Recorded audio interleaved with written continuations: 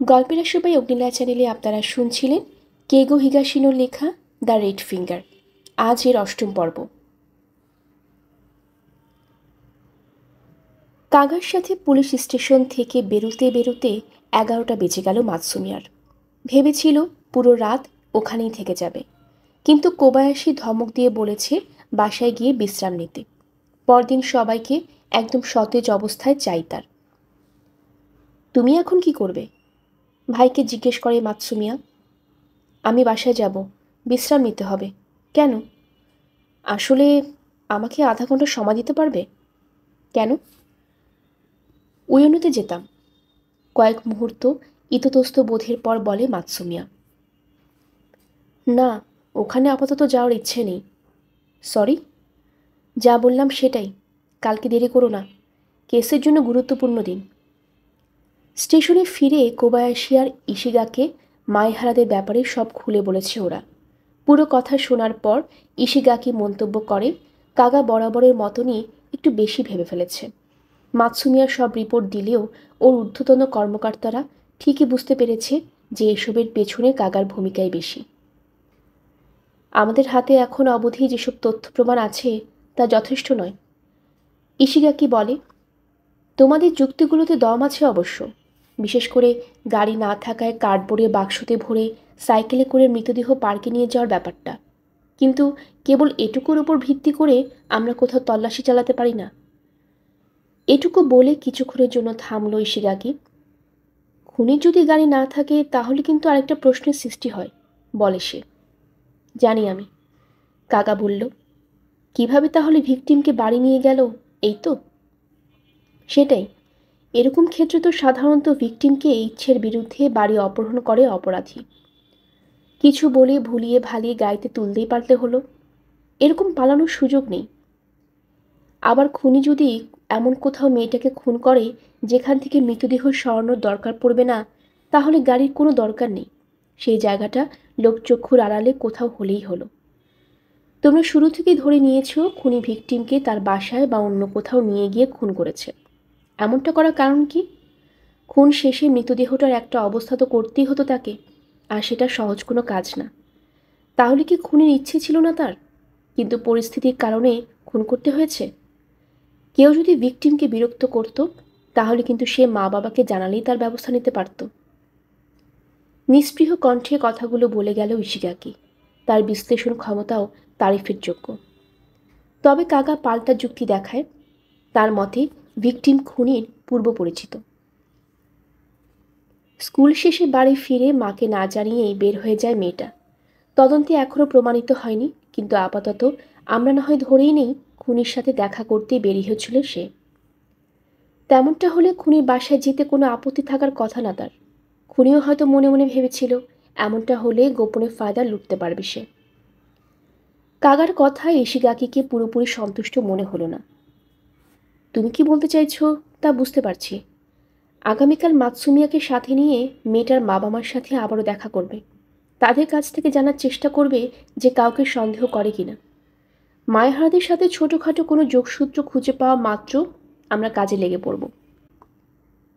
আগ্রহী ভঙ্গিতে মাথা নাড়ে মাতসুমিয়া। কাগার সুদক্ষ অনুমান আর বিশ্লেষণ ক্ষমতা দ্বারা আরেকবার অভিভূত হন। এখন বুঝতে পারছে কেন কাগার সাথে ওকে একই দলে রেখেছে কোবায়াশি। তখন অবশ্য এই চিন্তা মাথায় এসেছিল যে মামা যখন জানবেন ওরা দুই ভাই একই কেসে একসাথে কাজ করছে, ভীষণ খুশি হবেন তিনি। তাই তাকে যত দ্রুত সম্ভব বিষয়টা জানানোর ইচ্ছে ওর। সেক্ষেত্রে দুজন মিলে মামার কাছে গেলে সবচেয়ে ভালো হয়। ওর মামা যে হাসপাতালে আছেন সেটা উয়োনোতে। 11:30টার কিছুক্ষণ পর হাসপাতালে পৌঁছালো। রাতের বেলা ছোট গেটটা খোলা থাকে কেবল। দরজার কাছে যে গার্ডটা বসে পাহারা দিচ্ছে তাকে চেনা যাচ্ছে। ওকে দেখে মাথা নাড়ল লোকটা। মৃদু আলোকিত হলওয়েটা ধরে হেঁটে গিয়ে লিফটে উঠল মাতসুমিয়া। গন্তব্য 5 তলায়। নার্স স্টেশনের সামনে থেমে দেখল ইউনিফর্ম পরিহিত তকিকো কানিমরি কিছু একটা লেখায় ব্যস্ত। মামার কেবিনে যেতে পারবো? ওকে দেখে হাসি ফুটল তকিকোর চেহারায়। পরক্ষণে সেখানে ভর করল লজ্জা। ঘুমিয়েছেন বোধহয়। সমস্যা নেই, দেখেই চলে যাব আমি। যান তাহলে। মাথা নেড়ে মামার ক্যাবিনের দিকে হাঁটতে শুরু করলো মাতসুমিয়া। খালি হলওয়েতে প্রতিধ্বনি হচ্ছে ওর পদশব্দ। ঘুমোচ্ছে তাকামাসা। কিছুক্ষণ এক দৃষ্টিতে তাকিয়ে থাকার পর মাতসুমিয়া নিশ্চিত হলো ঠিকঠাকই শ্বাস নিচ্ছে ওর মামা। সাবধানে একটা চেয়ার টেনে নিয়ে বসে পড়ল বিছানার পাশে। সবসময়ের মতনই সগির বোর্ডটা রাখা আছে পাশে। অন্ধকার হওয়ায় দেখতে পেল না গতবারের তুলনায় কোনো পরিবর্তন এসেছে কিনা। অবশ্য আলো থাকলেও লাভ হতো কিনা সন্দেহ। খেলার নিয়ম জানা নেই ওর। আগামী কয়েকদিনে এখানে খুব বেশি আসতে পারবে বলে মনে হয় না। নারিমা থানায় রাত কাটাতে হতে পারে কেসের কাজে। মনে প্রাণে আশা করছে যেন ওদের তদন্ত শেষ হবার আগে মামা যেন মারা না যায়। না হলে সময় দেওয়াটা মুশকিল হবে। এই সময়ের মাঝে কাগাও আসতে পারবে বলে মনে হয় না। কিছুটা স্মৃতিকাতর হয়ে পড়ল মাতসুমিয়া। কাগার সাথে প্রথম যেদিন দেখা হয়েছিল সেদিনকার কথা মনে পড়ছে। 10 বছর আগে জুলাইয়ের এক তপ্ত দুপুরে, তখন হাই স্কুলের প্রথম বর্ষে পড়তো ওরা। এর আগে কখনো কিয়োচিরো কাগার সাথে দেখা হয়নি মাতসুমিয়ার। মার কাছে শুনেছে কেবল। ততদিনে পুলিশের চাকরিতে যোগ দিয়েছে কাগা। ওগিকুবুকে একটা অ্যাপার্টমেন্ট ভাড়া নিয়ে একাই থাকে। সেদিন অবশ্য খুব একটা কথা হয়নি কাগা আর মাতসুমিয়ার। দুজনে কুশল বিনিময় করেছিল কেবল। মাতসুমিয়া নিজেকে বোঝায় কাগা পুলিশ অফিসার হিসেবে ব্যস্ত বিধায় সময় দিতে পারেনি, কিন্তু সেই সময়ও বাবার ছেলের মধ্যে ওরকম দূরত্ব অবাক করেছিল কিশোর মাতসুমিয়াকে। এরপর আর খুব বেশি একটা দেখা হয়নি। তাকামাসা ঠিকানা বদল করে নতুন একটা অ্যাপার্টমেন্টে ওঠার সময় মাতসুমিয়া আর ওর মা গিয়েছিল সাহায্যের জন্য। তখনই দ্বিতীয়বারের মতন দেখা হয়। মামাতো ভাইয়ের কেন্দ্র ট্রাফিকগুলো দেখে চোখ কপালে উঠে যায় মাতসুমিয়ার। এর মধ্যে একটা আবার জাতীয় পর্যায়ে পুরস্কার। কিয়োচিরোর কোনো তুলনা হয় না, ভাইকে বলে মাতসুমিয়া মা। পড়াশোনায় যেমন ভালো ছিল, খেলাধুলাতেও। পুলিশে যোগ দেওয়ার পর এরই মধ্যে নাম ছড়িয়ে পড়েছে। ভাইকে খুশি করার জন্য হয়তো একটু বাড়িয়ে বলেছিল সে, কিন্তু তার কণ্ঠে কোনো খাত খুঁজে পায়নি মাতসুমিয়া। তাকামাসা একটা কাজে বেরিয়ে যাওয়ার পর সেদিন কাগা আসে সেখানে। মাতসুমিয়ার সন্দেহ হয় ইচ্ছে করেই এমন সময় এসেছে যে। বাবাকে সাহায্য করার জন্য ধন্যবাদ, ওদের উদ্দেশ্য বলে কাগা। আরে, আমাদের ধন্যবাদ জানানোর কিছু নেই। তোমার বাবা যা করেছে আমাদের জন্য, এত কাজ তোমাদের দেওয়া উচিত হয়নি। বাড়ি বদলানোর লোকেরা তো ছিলই, জিভ দিয়ে শব্দ করে বলে কাগা। মাঝে মাঝে একটু বেশি করে ফেলে বাবা। মাসুমিয়ার মনে হয় নিজের বাবার একটু বেশি সমালোচনা করে ফেলেছে কাগা। ও কিয়োচিরো, তোমার এই ট্রফিগুলো কি করব? তোমার বাসায় পাঠায় দেওয়ার ব্যবস্থা করব? তার দরকার নেই। মুভিং কোম্পানির লোকদের বলে দিচ্ছি ফেলে দিতে। ফেলে দিবে? তোমার বাবা কত যত্ন করে এগুলো রেখে দিয়েছিল জানো? ফেলে দেওয়ার প্রশ্নই আসে না। এসব রেখে লাভ নেই কোনো, এমনি এমনি জায়গা নষ্ট। যেসব বাক্সে ট্রফিগুলো রাখা ছিল সেগুলোতে মার্কার দিয়ে ফেলে দিতে হবে লিখে দেয় কাগা। তার অন্যান্য জিনিসে ভর্তি বাক্সগুলোতেও একই কথা লেখা সে। মূলত এই কাজ করতেই সেদিন এসেছিল কাগা, যাতে তাকামাসার নতুন বাসায় তার কোনো চিহ্ন না থাকে। ছেলে বেরিয়ে যাওয়ার কিছুক্ষণের মধ্যেই ফেরে তাকামাসা। মাতসুমিয়ার সন্দেহটা প্রকট হয় সেই সময়। দুজনে ইচ্ছে করেই একে অপরকে জড়িয়ে চলে। অনেকগুলো বাক্সতে ফেলে দিতে হবে লেখা থাকলেও কোনো মন্তব্য করেনি তাকামাসা। এমনকি কাগা এসেছিল শুনেও কোনো প্রতিক্রিয়া দেখায়নি সে। বাসায় ফেরার পর মার কাছে কাগা আর তাকামাসার মধ্যকার সম্পর্কের কথা জানতে চায় মাতসুমিয়া। তাদের কখনো ঝগড়া হয়েছিল কিনা সেটাও জিজ্ঞেস করে। সব পরিবারে কোনো না কোনো কাহিনী থাকে, জবাবে বলে ওর মা। মাসুমিয়া সেদিন আর জোরাজুরি করেনি কিছু জানার জন্য। তাছাড়া যে মামাকে এত শ্রদ্ধা করে তাকে নিয়ে কানাঘুষোর ইচ্ছেও ছিল না ওর। কাগার সাথে পরবর্তীতে যখন দেখা হয় তখন বিশ্ববিদ্যালয়ের ছাত্র মাতসুমিয়া। তাকামাসা হঠাৎ অসুস্থ হয়ে পড়ায় হাসপাতালে ভর্তি করা হয় তাকে। খবর পেয়ে ছুটে যায় মাতসুমিয়া আর ওর মা। সেদিন এক বন্ধুর সাথে সগি খেলার কথা থাকলেও সময় মতো উপস্থিত হয়নি তাকামাসা। আগে কখনোই এমনটা না হওয়ায় তার বাসায় খোঁজ নিতে যায় সেই বন্ধু। গিয়ে দেখে রান্নাঘরে বেহুশ অবস্থায় পড়ে আছে সে। হাসপাতালের ওয়েটিং রুমে উদ্বিগ্ন চিত্তে বসে মামার খবর জানার জন্য অপেক্ষা করতে থাকে মাতসুমিয়া। ডাক্তাররা শুধু জানিয়েছে তাকামাসার অ্যানজাইনা, হৃদয়যন্ত্রে পেশি যথেষ্ট পরিমাণ অক্সিজেন না পাওয়ায় তীব্র ব্যথা বা অস্বস্তি হতে পারে। কাগা আসার পর তাকে পরিস্থিতি খুলে বলে কাতসাকু। তাও ভালো, সব শুনে মাথা ঝাঁকিয়ে বলে কাগা। আমি তো ভাবছিলাম হার্ট অ্যাটাকে হলো কি না। অ্যানজাইনা পেক্টোরিস ওরকম গুরুতর কিছু না, খুব বেশিক্ষণ হয়তো থাকতেও হবে না এখানে। তোমার কি একটুও চিন্তা হয় না মামাকে নিয়ে? কাগাকে ওরকম শান্ত ভঙ্গিতে কথা বলতে দেখে নিজেকে আর ধরে রাখতে পারে না মাতসুমিয়া। সরাসরি ওর চোখের দিকে তাকায় কাগা। যদি হার্ট অ্যাটাক হতো তাহলে নিশ্চয়ই আমার প্রতিক্রিয়া দেখাতাম না, কিন্তু অ্যানজাইনা পেক্টোরিস তুলনামূলক কম বিপজ্জনক। ঠিকঠাক চিকিৎসা পেলেই সুস্থ হয়ে উঠবে। সেই সময় এক নার্স এসে জানায় রোগীর জ্ঞান ফিরেছে, তার সাথে দেখা করা যাবে। সাথে সাথে তাকামাসার সাথে দেখা করতে ছোট কাতসুকু আর মাতসুমিয়া। অন্যদিকে ডাক্তার সাথে কথা আছে বলে ওখান থেকে বেরিয়ে যায় কাগা। তাকামাসাকে বড্ড নির্জীব দেখায় সেদিন, কিন্তু জিজ্ঞেস করলে বলে শারীরিক কোনো কষ্ট হচ্ছে না। বুকের এই পাশটায় বেশ কয়েকদিন ধরেই ব্যথা, আরও আগেই ডাক্তার দেখানো উচিত ছিল, হাসি মুখে বলে তাকামাসা। কাগা যে এসেছে সেটা আর বলে না কাতসুকো। মাতসুমিয়াও কিছু বলেনি। আসলে ও ধরেই নিয়েছিল বাবাকে নিশ্চয়ই দেখতে আসবে কাগা, কিন্তু ওর ধারণা ছিল ভুল। কিছুক্ষণ পর নার্স এসে জানায় ডাক্তারের সাথে কথা বলে বেরিয়ে গেছে কাগা। শেষমেশ আর কাউকে না পেয়ে মার উপরে রাগ ছাড়ে মাতসুমিয়া। বাবাকে এরকম অবস্থায় রেখে দেখা না করে চলে গেল। হয়তো অফিসে কোনো কাজ আছে। যতই কাজ থাক, চেহারাটা দেখালে কি হতো শুনি? নিজের বাবার সাথে কেউ এমন কেন করবে? তুমি সব কিছু জানো না? কি জানি না? উত্তপ্ত স্বরে জানতে চায় মাতসুমিয়া। ছেলেকে এরকম রাগ করতে দেখে কাতসুকো সিদ্ধান্ত নেয় সব কিছু খুলে বলার। কাগার মায়ের সাথে কখনো দেখা হয়নি মাতসুমিয়ার। ও ধরেই নিয়েছিল কোনো দুর্ঘটনায় হয়তো মারা গেছে ওর মামি। কিন্তু কাতসুকো বলে তাকামাসার স্ত্রী তাকে 20 বছর আগে ছেড়ে চলে যায়। এটা নিশ্চিত যে কোনো দুর্ঘটনা ঘটেনি, কেউ অপহরণ করেনি তাকে, কারণ যাওয়ার আগে একটা চিরকুট রেখে গিয়েছিল সে। শুনেছিলাম অন্য কারোর সাথে সম্পর্ক আছে, সেটা কতটা সত্য জানি না। সেই সময় কাজ নিয়ে অনেক ব্যস্ত ছিল তোমার মামা। চাপ এতই বেশি ছিল যে কয়েকদিন বাসাতেও আসেনি। আর কাগা 1 সপ্তাহের একটা কেন্দ্র কোর্সের জন্য পাশের শহরে গিয়েছিল। কিন্ডারগার্টেনের ছাত্র ছিল সে তখন। মামা খোঁজেনি মামিকে? খুঁজেছিল নিশ্চয়ই, আমি আসলে আর কিছু জানি না। এরপর থেকেই বাপ ছেলের সম্পর্কে অবনতি ঘটতে শুরু করে। কিয়োচিরো এই বিষয়ে কখনো কিছু বলেনি আমাকে। আমার ধারণা ও ভেবেই নিয়েছে বাবার কারণে ওদের ছেড়ে চলে গেছে ওর মা, কারণ পরিবারের প্রতি কোনো খেয়ালই ছিল না ভাইয়ার।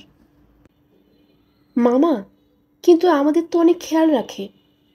হ্যাঁ, কিন্তু চিন্তা করে দেখো, আমাদের সাথে যখন দেখা হয় ভাইয়ার, ততদিনে অবসর গ্রহণ করেছে সে।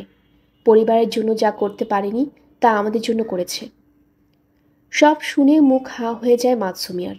বাবা ছেলের সম্পর্ক কেন ওরকম সেটাও ধারণা করতে পারে অবশেষে, কিন্তু পুরো ঘটনা জানার পরেও মামার পক্ষ নেয়ও। মামিকে আর কখনো খুঁজে পায়নি মামা? লম্বা একটা সময় চুপ করে থাকে কাতসুকো। 5-6 বছর আগে জানতে পারে মারা গেছে সে। কিছুক্ষণ পর বলে, সেন্দাইতে একাই থাকতো। কিয়োচিরো গিয়ে তার ভস্ম নিয়ে আসে। কিয়েচিরো? মামা যায়নি?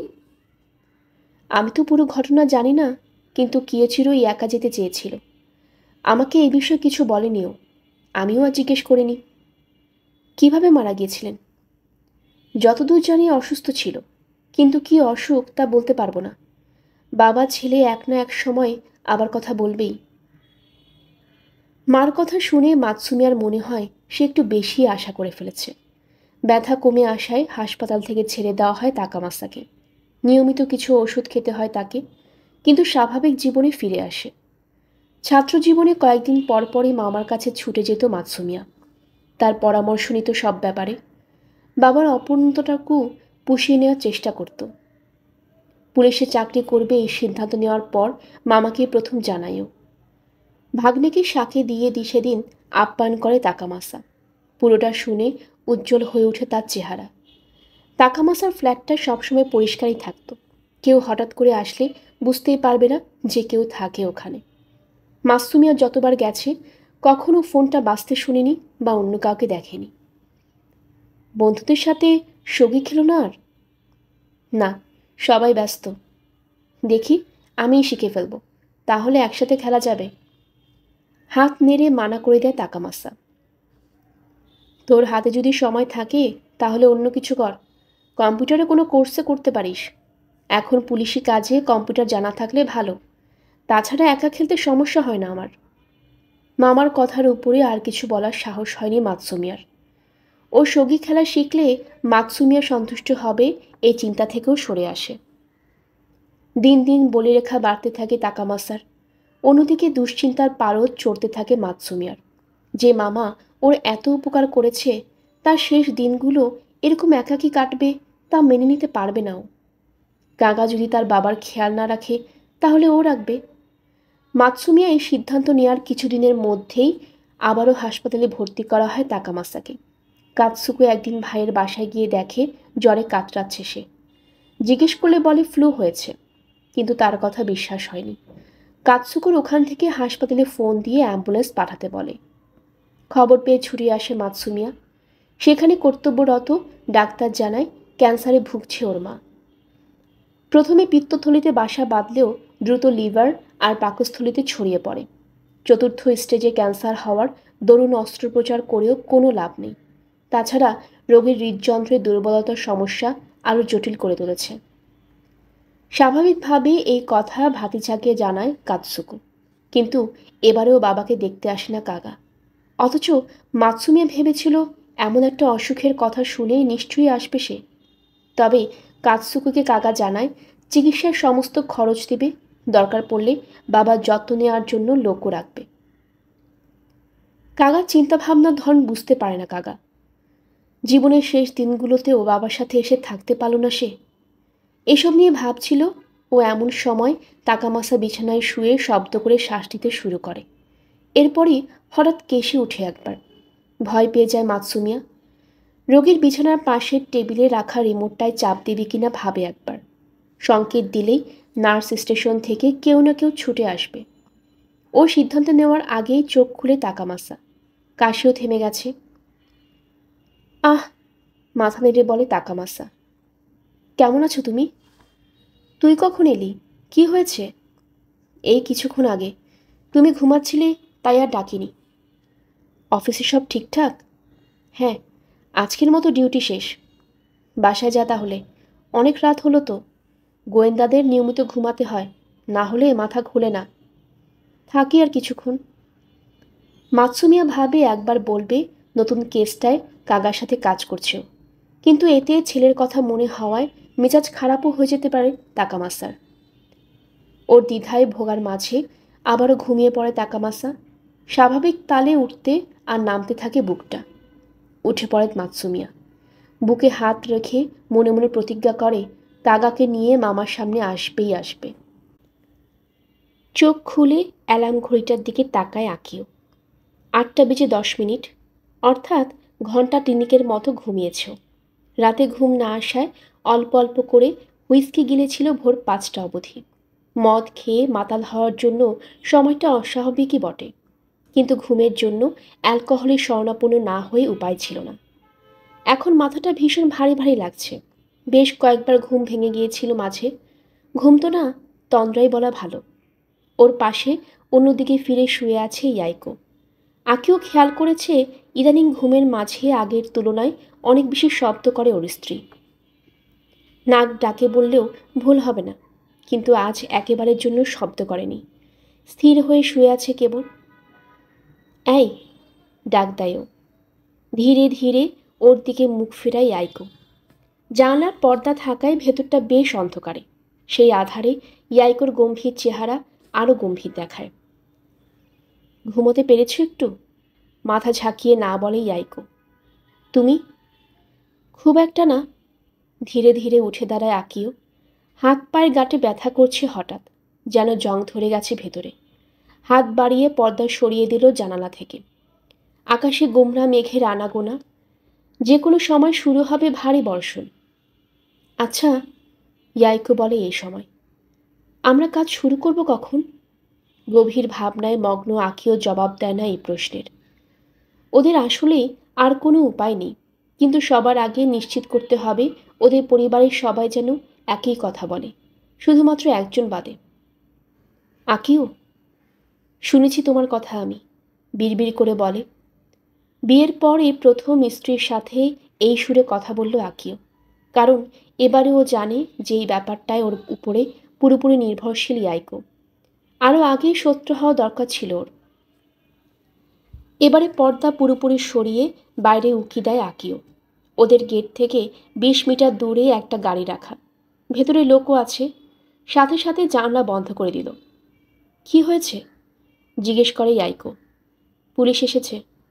সামনের রাস্তায়? হ্যাঁ, আমাদের গেট থেকে একটু দূরে দাঁড়িয়ে গাড়ির ভেতরে বসে আছে। নজর রাখতে এসেছে নিশ্চয়ই। আতকে ওঠে ইয়াইকো। বিছানা থেকে নেমে জানলার দিকে এগোয়। খুলো না, আমরা যে জানি সেটা না বুঝলেই ভালো। কিন্তু কি করব আমরা?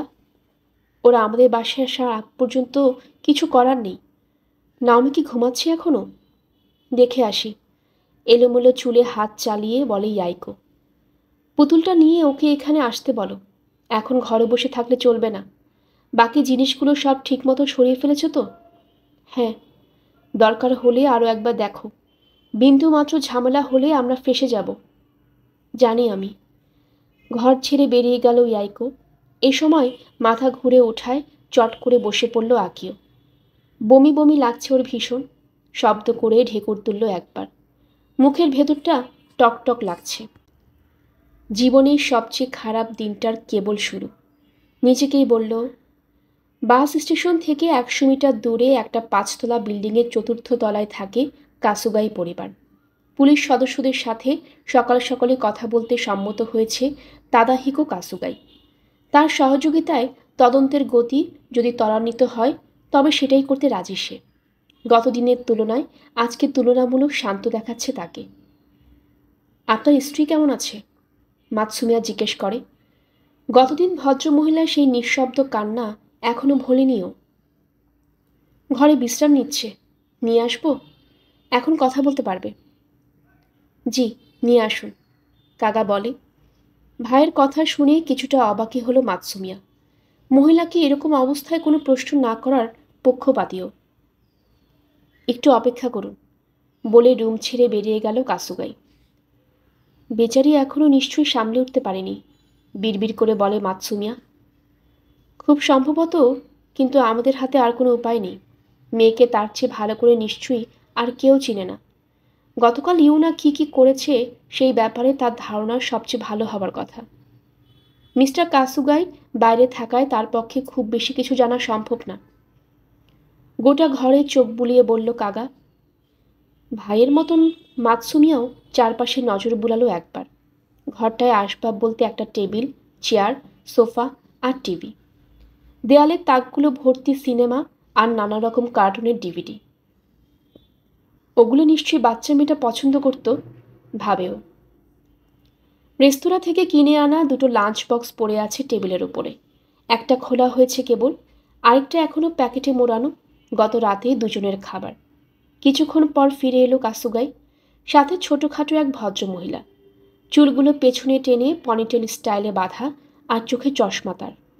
হালকা লিপস্টিক বাদে চেহারার আর কোনো মেকআপ নেই। অতিরিক্ত কান্নার কারণে মুখ ফুলে আছে। আমার স্ত্রী নাতসুকো। কাসুগাই পরিচয় করিয়ে দিল ওদের সাথে। নিজেদের পরিচয় দিল মাতসুমিয়ার কাগা। চা খাবেন আপনারা? না না, ওসবের কোনো দরকার নেই, বসুন প্লিজ। আপনাকে এখন বিরক্ত করার জন্য দুঃখিত। তদন্ত কি চলছে? দুর্বল কণ্ঠে জিজ্ঞেস করে নাতসুকো। হ্যাঁ, কিন্তু এখনও অনেক কিছু অজানা রয়ে গেছে।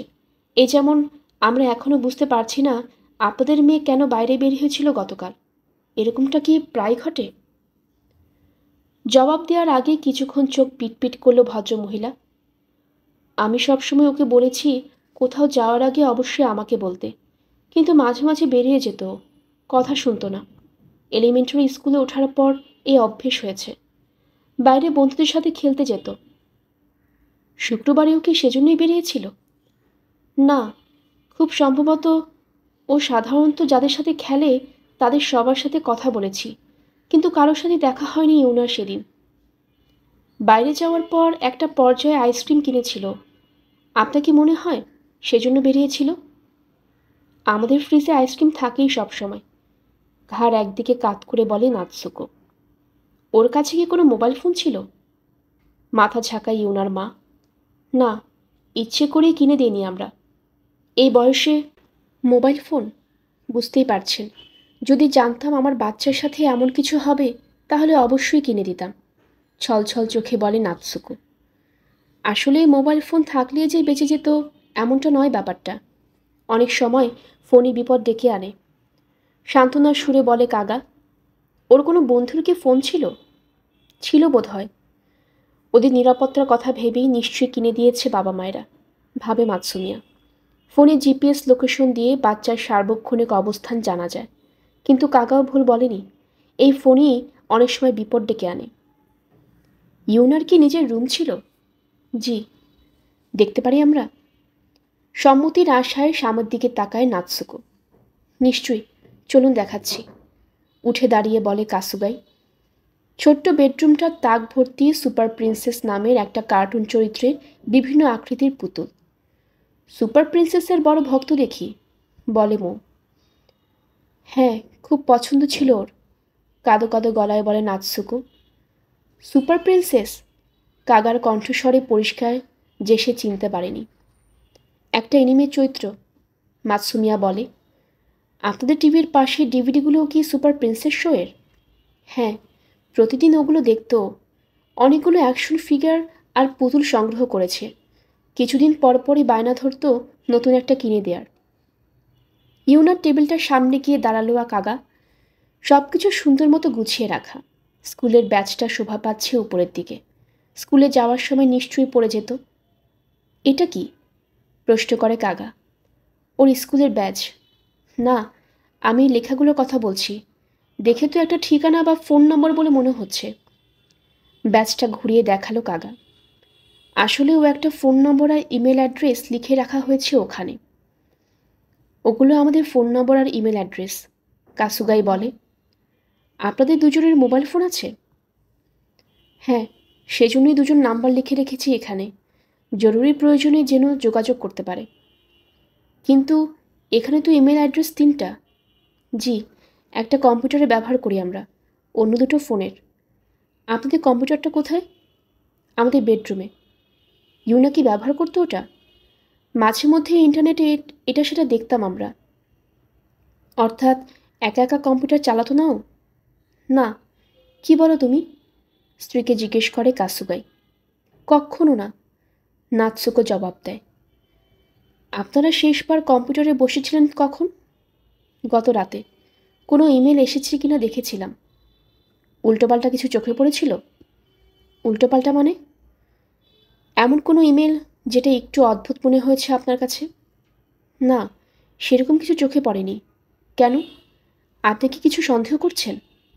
না, হাত নেড়ে বলে কাগা। কিন্তু আমাদের হয়তো আপনাদের কম্পিউটারটা চালিয়ে দেখতে হতে পারে। কোনো সমস্যা হবে কি? এতে যদি আপনাদের সাহায্য হয় তাহলে নিশ্চয়ই, জবাব দেয় কাসুগাই। তবে তাকে দেখে মনে হচ্ছে না বিষয়টা খুব একটা পছন্দ হয়েছে। আমরা যদি আসলেও কম্পিউটারটা নিয়ে যাই তাহলে অবশ্যই আপনাদের কারণ জানানো হবে, ঘড়ির দিকে তাকিয়ে বলে কাগা। আপনাদের এতক্ষণ ধরে বিরক্ত করার জন্য দুঃখিত। আসল কথা না বললে হচ্ছিল না। কাসুগাইরা বুঝতে পারে জিজ্ঞাসাবাদ পর্ব শেষ। মাথা নিচু করে ধন্যবাদ জানায় দুজনে। তাদের চেহারায় বিষাদের প্রগাঢ় ছায়ার নজর এড়ায় না মাতসুমিয়ার। কোবায়াশিকে ফোন দাও, বিল্ডিংটা থেকে বের হওয়া মাত্র বলে কাগা। কম্পিউটারটা পরীক্ষা করে দেখা দরকার। তোমার কি ধারণা খুনির সাথে ইন্টারনেটে যোগাযোগ হয়েছিল মেয়েটার? হতেই পারে, কিন্তু কাসুগাইরা তো বলল একা একা কম্পিউটার চালাতো না ইউনা। জবাবে একবার কাজ ঝাঁকায় কাগা। তাদের মুখের কথা মেনে নিলে চলবে না এক্ষেত্রে। বাচ্চারা আমাদের কল্পনার তুলনায় অধিক বুদ্ধিমান। বড়দের অনেক কাজ অনায়াসে করে ফেলতে পারে, বিশেষ করে সেই কাজটা যদি করে মজা পায়। ইমেল পাঠিয়ে সেটা অফিস করে ফেলা খুব একটা কঠিন কিছু না। ভাইয়ের সাথে এই বিষয়ে একমত মাসুমিয়া। ইদানিং এমন কোনো কেস আসছে যেখানে বাচ্চাদের গোপনে ইন্টারনেট ব্যবহার করার জন্য বিপদের সম্মুখীন হতে হয়েছে। পকেট থেকে মোবাইলটা বের করা মাত্র বেজে উঠল সেটা। কোবায়াশি ফোন দিয়েছে। হ্যালো, আপনাকে ফোন দিচ্ছিলাম। কেন? সংক্ষেপে সব খুলে বলল মাতসুমিয়া। ঠিক আছে, আমি এখনই লোক পাঠিয়ে দিচ্ছি। আমরা কি এখানেই থাকবো? না, তোমাদের অন্য এক জায়গায় যেতে হবে। কোথায়? মায়হারাদের ওখানে। কিছু জানতে পেরেছেন? না, আসলে ওরাই ফোন দিয়েছিল। কি? ওরা ফোন দিয়েছিল? কোবায়াশির কথায় পুনরাবৃত্তি করে মাতসুমিয়া। কিছুক্ষণ আগে আকিও মায়হারা ফোন দিয়ে যত দ্রুত সম্ভব তাদের বাসায় যেতে বলে আমাদের। গিঙ্গো পার্কে খুঁজে পাওয়া মেয়েটাকে নিয়ে নাকি কিছু বলা আছে তার। কলিং বেলটা যখন বাজল তখন ঘড়িতে 10টা 5। ডাইনিং রুমে বসা আকিও আর ইয়াইকো মুখ চাওয়াচাই করলো একবার। কিছু না বলে চুপচাপ উঠে গিয়ে ইন্টারকমে রিসিভার কানে চাপল ইয়াইকো। জি, আসার জন্য ধন্যবাদ। রিসিভার নামিয়ে স্বামীর দিকে তাকালো সে, চেহারায় আতঙ্ক। এসে পড়েছে।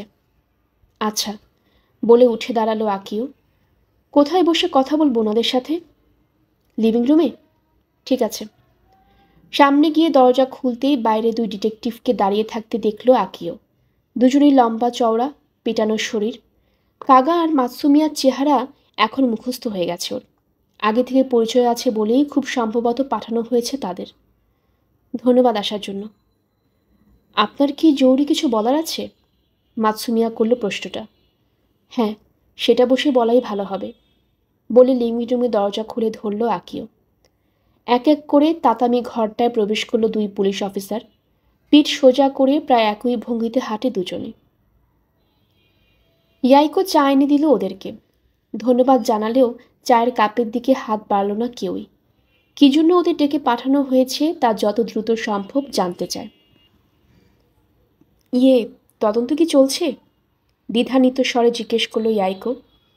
কেবল তো শুরু হয়েছে, আমরা এখনও তথ্য সংগ্রহ করছি, মাতসুমিয়া জবাব দেয়। কোনো গুরুত্বপূর্ণ সূত্র কি পেয়েছেন? এবারে আকিও করল প্রশ্নটা। হ্যাঁ, সন্দেহ ফুটল মাতসুমিয়ার চেহারায়। টেবিল থেকে কাপটা তুলে নিয়ে একবার চুমুক দিল কাগা। আকিওর দিক থেকে নজর সরল না সে। একটু অস্বস্তি বোধ হতে লাগলো ওর। আপনারা তো আমাদের বাসা থেকে ঘাসের স্যাম্পল নিয়ে গিয়েছিলেন, তাই না? সেখান থেকে কিছু জানতে পেরেছেন? বিভ্রাত ভঙ্গিতে সহকর্মীর দিকে তাকালো মাতসুমিয়া। ভিকটিমের পোশাকে ঘাসের উপস্থিতি লক্ষ্য করেছি আমরা, সেজন্যই স্যাম্পল নেওয়া হয়েছিল। তা বুঝেছি। আমাদের এখান থেকে যে স্যাম্পল নিয়েছিলেন সেটার সাথে কি মিলে গেছে? আকিও জানতে চায়। কথা জিজ্ঞেস করছেন কেন? মিলেছে, তাই না? তৎক্ষণাৎ কিছু বলল না কাগা। ভাবছে জবাব দেবে কিনা। মিলে গেলে কি হবে? প্রশ্নটা শুনে একটা দীর্ঘশ্বাস ছাড়ল আকিও। আপনাদের এখানে ডেকে পাঠানোর পেছনে একটা কারণ আছে। অবশ্য আগে হোক বা পরে, আপনারা জানতে পারতেন কথাটা। কি বলছেন কিছুই বুঝছি না, সামনে ঝুঁকে বলে মাতসুমিয়া।